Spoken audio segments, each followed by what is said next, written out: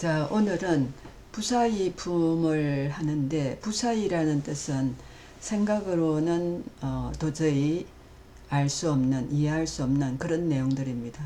첫째는 구하는 바 없이 법을 구하라고 하는데, 법을 구해야 되는데, 법을 획득을 해야 되는데, 성취를 해야 되는데, 성취하는 바 없이 성취하라고 하니까 생각으로 이해하기가 힘들죠. 자, 왜 이런 말을 하게 됐냐면, 사리불이 그 유마힐의 방에 왔을 때 방이 텅 비어 있고 앉을 자리가 없으니까 사리불이 생각을 한 거죠. 이게 앉을 자리도 없는데 손님들이 이렇게 많이 오고 했는데 앉을 자리가 없는데 이거 뭐지? 이렇게 이제 생각을 하면서 씩 둘러보니까 유마힐이 그것을 딱 알아차리고 사리불에게 이렇게 말합니다. 아니, 법을 구하는 사람은 목숨도 내놔야 되는데 어떻게 앉을 자리를 지금 생각하고 있느냐, 이렇게 이야기하는 거죠. 우리가 이제 자기 마음속에 있는 참나를 보기 위해서는 아상, 인상, 중생상, 수자상 이런 것도 다 내려놓고 법상도 내려놓고 다 내려놓고 이제 수행을 하는데 37도품 중에 중요한 것들은 반드시 해야 되죠. 그렇게 해서 꾸준히 이제 수행을 할 때에 자기 목숨까지도 지난번 그 유튜브에 보면은 그 운문스님이 다리를 이렇게 그 부상을 당해가면서도 도를 구하지 않았습니까? 그처럼 그렇게 해야 되는데 어떻게 앉을 자리를 구하느냐 이거죠. 그래서 이제 거기서 약간의 법문을 합니다. 일단 법을 구하는 자가 구하지 말 것은 뭐냐 하는 거죠.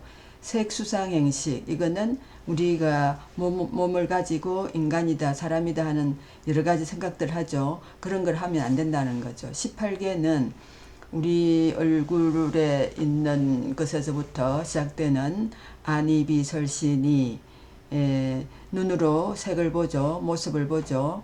귀로는 듣죠. 코로는 향을 마시죠. 향내를 맡죠. 그리고 혀로는 맛을 보죠. 그리고 우리는 몸으로서는 촉감을 느끼죠. 그렇게 해서 이제 이게 그 안에 시신경 그 다음에 청신경 이런 식으로 그 신경으로 다 전달되어서 이게 어떻다 하는 의식을 가지죠. 그래서 이것이 18개입니다. 18개. 그리고 18개만 내려놓을 것이 아니라 불법성도 내려놔야 된다는 거죠. 집착하면 안 된다는 거죠. 그리고 고를 범위 없이 그 고통, 고민 그런 것들을 간조를 해야 되는데 범위 없이 해야 되고 한다는 것이 없이 다시 말하면 무위로 무작으로 고진멸도를 구해야 된다라는 거죠. 내가 집을 끊었다, 집착을 하지 않는다 하는 그런 생각 없이 해야 된다는 거죠. 그리고 멸을 이걸 다 했다라는 그런 거 없이 해야 된다는 거죠. 그렇게 해야 되는데 지금 법을 구하러 온 사람이 어떻게 앉을 자리를 지금 살피고 있느냐 하는 거죠. 그 다음에 법을 구하는 사람은 좀 전에도 이야기했듯이 고진멸도를 이제 수련하면서 내가 이거 이렇게 한다라는 것을 하는 것은 희론이다는 거죠. 웃긴다는 거죠. 그리고 생멸을 행한다면 그것도 안 된다는 거죠. 왜 본래는 법은 정멸한데 안에 아무것도 없는 진공인데 뭐를 한다는 겁니까? 생사가 있다 이렇게 하면 생멸을 논한다면 안 된다는 거죠. 그리고 열반에 물든다면 이거는 이제 겉멋에 드는 거나 마찬가지죠. 그리고 법을 쫓아다닌다면 그러니까 물론 그 지난번에 운문스님이 법을 쫓아서 그 목조 스님을 찾아가 가지고 그 선문답에 실패를 하자 열린 대문 속으로 발을 넣다가 다리뼈를 부으게 됐죠. 그렇게 해서 이제 곳곳에 다니면서 법을 구해야 되긴 하지만 너무나 거기에 집착하면 안 된다는 거죠. 그리고 법을 취하고 버린다면 이것도 법을 구하는 사람이 해서는 안 될 일이라는 거죠. 그리고 뭐 어떤 처소에 가면 그 법을 잘 구할 수 있다.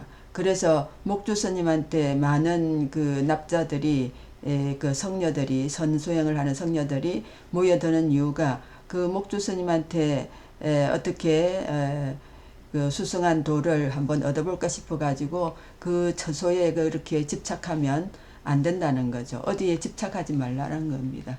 그리고 상을 만들어서 분별한다면 그것도 안 되고 법에 머문다면 그것도 안 되고 견문각지 한다면 견문각지는 이제 보고 듣고 안것 보고 듣고 들은 여러 가지의 뭐 지식이나 상식이나 그런 거 있죠. 이 견문각지하고 법하고는 완전히 관계가 없다라는 거죠. 건강경에서 그렇게 했죠. 언어 문자와는 상관없다고. 그래서 언어 문자와 상관이 없기 때문에 인도의 그 석가모니 부처님이 깨달은 그 법을 대한민국의 각종 유명한 그 훌륭한 그 선지식들이 그걸 깨닫지 않으셨습니까? 글자하고 언어하고 관계가 없다라는 거죠. 그래서 그 견문각지에 집착한다면 그것도 열애를 볼 수가 없다라는 거죠. 그리고 인위적으로 유의법을 행한다면 그것도 이 법을 구하는 사람이 해서는 안 되는 무위로 해야 되는데 그렇게 하면 안 된다라고 아주 그냥 세게 법문을 했습니다. 그래서 이제 그 사리부리 안절자리에 대해서 그 좀 궁시렁거리다가 그런 일이 있었는데 그래 이제 유마힐이 문수사리께 묻습니다. 문수사리요. 그대는 아주 많은 곳을 다녔는데 그 중에서 가장 훌륭한 공덕을 성취한 사자자가 있었습니까? 라고 물으니까 문수보살이 뭐라고 말씀하시냐면 아주 저 먼 수미상이라는 세계가 있는데 거기에 수미동왕불이 계십니다. 근데 그때 이제 그 수미동왕불이 앉아있던 사자자가 가장 장엄한 장식으로 아주 좋았다고 이야기를 하니까 이제 유마힐이 그때 병문안 온 사람들을 사부대중들을 위해서 32,000개의 사자자를 그 안절자리를 수미동왕불이 그 쓰던 그런 사자자를 이제 자기 방에 가져옵니다. 근데 이 그 좁은 방에 32,000개의 이 사자자가 놓인다는 것은 상당히 상상도 할 수 없는 일이죠. 그래서 불가사의한 생각으로서는 할 수 없는 그런 일이 벌어지는 거죠. 아주 도력이 높은 신통이 높은 보살들만이 할 수 있는 일입니다. 그래서 이제 사자자가 왔는데 그 사자자가 너무 높다라는 거죠. 너무 높으니까 사리불이 어떻게 하면 저기에 올라가서 앉을 수 있을까라고 또 이제 생각을 하는 거겠죠. 그러니까 이 이 유마힐 거사가 수미동왕불께 예배를 드리면 그런 그 자리에 앉을 수 있다라는 거죠. 제가 그 비교를 하기 위해서 그 스님의 키와 그 사자자의 높이를 비교하기 위해서 현대 의자를 한번 갖다 놔봤습니다. 그래서 이제 사리불이 예배를 하니까 그 사자자에 앉을 수가 있었던 거죠. 그래서 뭐라고 하느냐 하면 그사여 미정류한 일입니다. 미정류라는 것은 처음 보는 예전에 없었던 일이라는 거죠. 불가사의라는 그 생각으로서 할 수 없는 그런 이제 일에는 반드시 그것을 보면 사람들이 미종류함을 느낍니다. 부처님께서 그 도를 깨달으셨을 때 나무에서 꽃비가 그렇게 많이 왔다고 합니다. 그리고 열반하실 때도 그렇게 꽃비가 많이 내립니다. 꽃이 필 시절이 아닌데도 그렇게 꽃비가 많이 내렸다는 겁니다. 이거는 이제 미정류한 일이죠. 그 다음에 여러분들 미정류한 일을 우리는 전혀 보지 않고 사느냐. 가끔은 뭐 본 적이 아주 뭐 일생에 한두 번은 있지 않겠나 싶은데, 일단 미정류한 일을 그 논하기 전에 우리가 텔레파시를 한번 생각해 봅시다. 텔레파시를 생각해 보면 옛날에 썸 타던 그 애인하고 사이에 텔레파시가 통한 적 없습니까? 내가 청바지 입고 갔는데 그쪽에서 청바지 입고 왔다. 내가 그 체크무늬 남방을 입고 갔는데 그쪽에서도 체크무늬 남방을 입고 왔다. 이 미묘한, 인간만이 가지는 미묘한 그런 텔레파시가 있죠. 그리고 여러분들 우리가 미정류한 그런 일을 경험을 해본 적이 없습니까? 혹시 여러분들 그 그린랜드나 이런 데 가서 하늘에 그 보라색 또는 뭐 초록색, 노란색 오로라를 본 적이 있죠. 그걸 봤을 때 어땠습니까? 우리나라 하늘에서는 볼 수 없기 때문에 미정류했죠. 그와 같은 겁니다. 저 같은 경우에는 40년 전에 미국에 갔는데, 미국에 간 그곳에 공중으로 자동 운전기사가 없는 자동으로 다니는 전철이 있었습니다. 그리고 그 전철역은 완전히 우주공항처럼 완전 자동으로 거기를 관리하는 사람도 없이 완전 자동으로 움직이는 그런 것. 그리고 저 전철이 오면 문이 자동으로 열립니다. 그리고 사람들이 들어가면 자동으로 문이 닫힙니다. 그러면 다음 역까지 아무 그 운전사 없이 자동으로 갑니다.